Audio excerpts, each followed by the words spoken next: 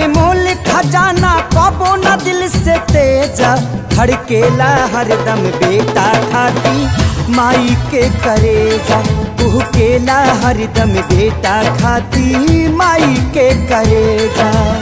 ए भैया, आज हम जौन सुनावतानी अपना माई से सुन ले बनी कि माई के ममता का होला और बेटा के दिल का होला।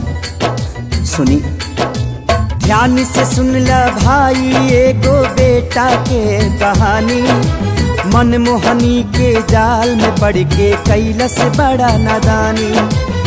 भैया, जब वो कोठा के लड़की से वो लड़का के प्यार हो गई तो वो कहा शर्त रखलस। सुनी हमसे कितना प्यार करेला साबित क के देखावा, काढ़ी करे जमाई के हमारा खातिर ले आवा।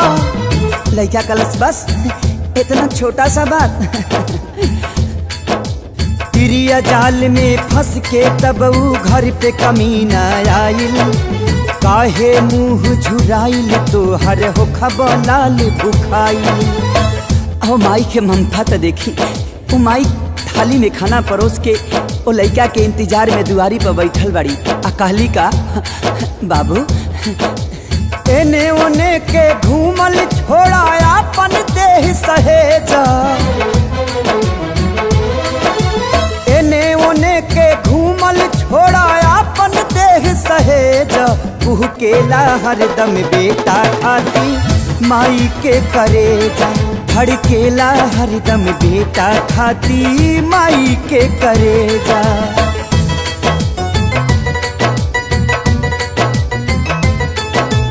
इतना पर भी ऊ कपूत बैठल माई के पंजरा, खाए लागल खाना माई हाके लगली अचरा।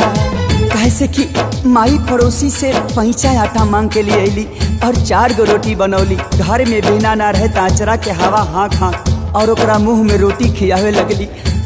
अपने पानी पी के सुत गई, लेकिन वो बेटा कैलस का, खींच के खंजर सीना में मरल सबू अपना माई के, काढ़ी करे जा लेके चलल ना आइल दर्द कसाई के।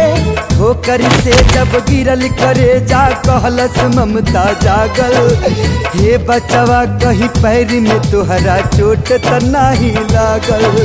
देखी माई के ममता, क्यों करेजा शरीर से बाहर आके भी अपना बेटा के चिंता करता। और वो करेजा से का आवाज आई, बेटा हो तोहके चोटी कहीं त न लागल, बेटा हो तोहके चोटी कहीं त न लागल।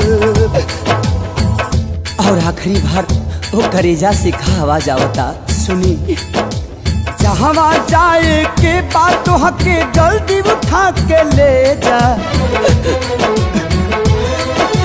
जहाँ जाए के बात हके जल्दी उठा के ले जा, तू केला हरदम बेटा खाती माई के करेजा, तू केला हरदम बेटा खाती माई के करेजा।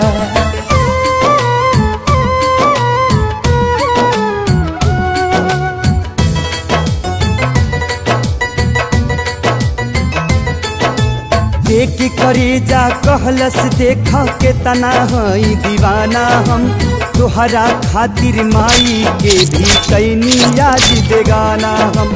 ठोकर मार के कहलस उल्टा कैसन बड़ा लाल हो, हवस के भूख में पड़ के माई के कैला हालाल हो। आज तलक न देखनी तोहरा जैसन पूती कसाई के, हमर कहो खब पापी जब न भैला अपन माई के।